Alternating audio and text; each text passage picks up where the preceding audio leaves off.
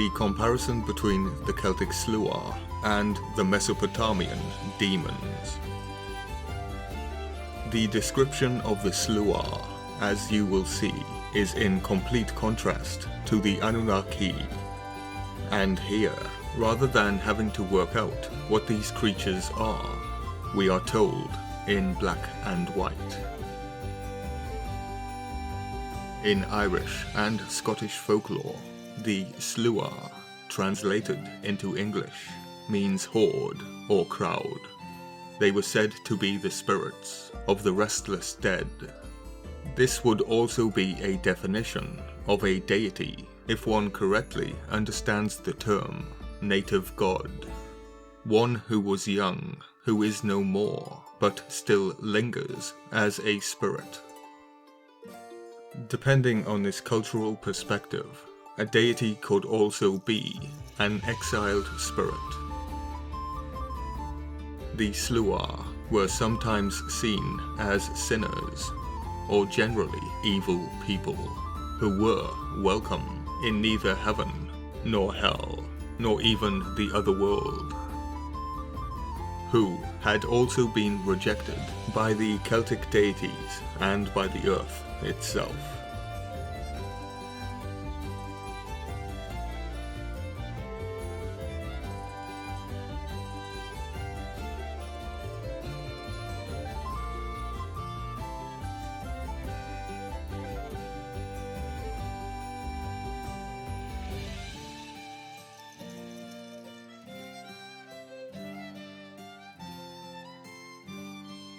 Whichever the underlying belief, they are almost always depicted as troublesome or destructive.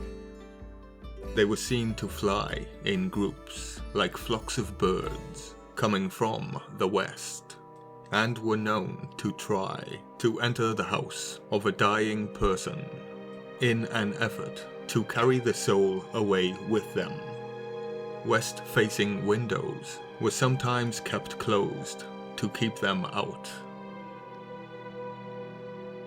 Some consider the Sluagh to also carry with them the souls of innocent people who were kidnapped by these destructive spirits. This is merely a perspective. The innocent soul is the dish of the day. So these creatures would be very similar to the Udug or Utuku, who are an ambiguous legion of demons. Good or bad is highly debatable, as the description of the Udug is almost identical. The Sluagh are described as lurkers, as are the Udug, described as the Black Mass, or the Shadow People.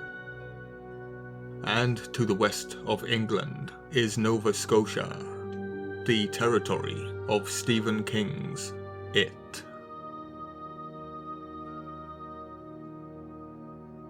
Lewis Spence writes in his book The Magic Arts in Celtic Britain, in the Western Isles of Scotland, the Sluagh, or fairy host, was regarded as being composed of the souls of the dead flying through the air. And the Feast of the Dead at Halloween was likewise the festival of the fairies.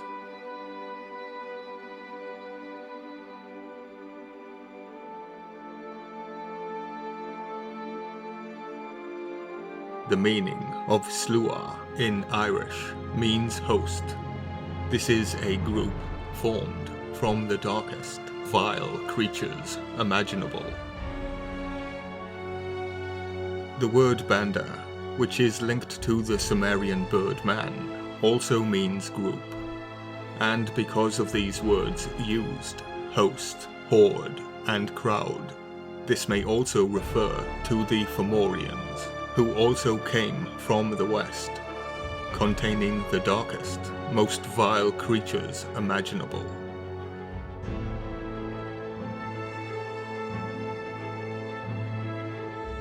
According to legend, they lost the battle with the Tuatha De Danann, and settled in Greece long before it was inhabited by man.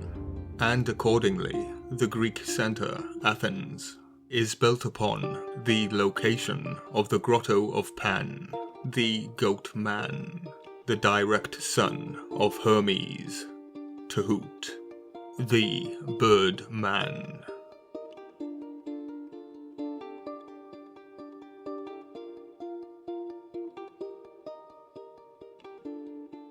The Fomorians are a goat-headed giant race, very similar to the son of Enki, Enkidu, meaning creature of Enki.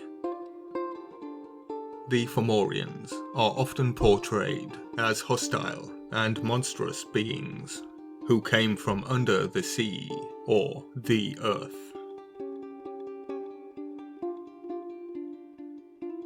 In later times, they were portrayed as giants and sea raiders.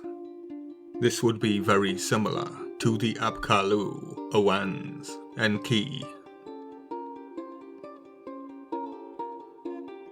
The Celtic Fenians became the Phoenicians, who claimed to be of a giant race. Indeed, they were huge men. But this is also similar to Lucifer and his seed.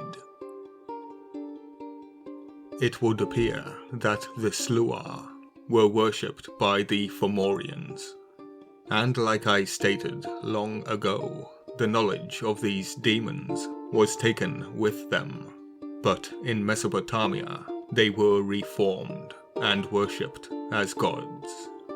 The same location where the Celtic gods were labelled as demons. From here, the empire moves north from Mesopotamia, with its all-seeing eye fixed upon the land of the gods. And what follows is not mythology, it is his story.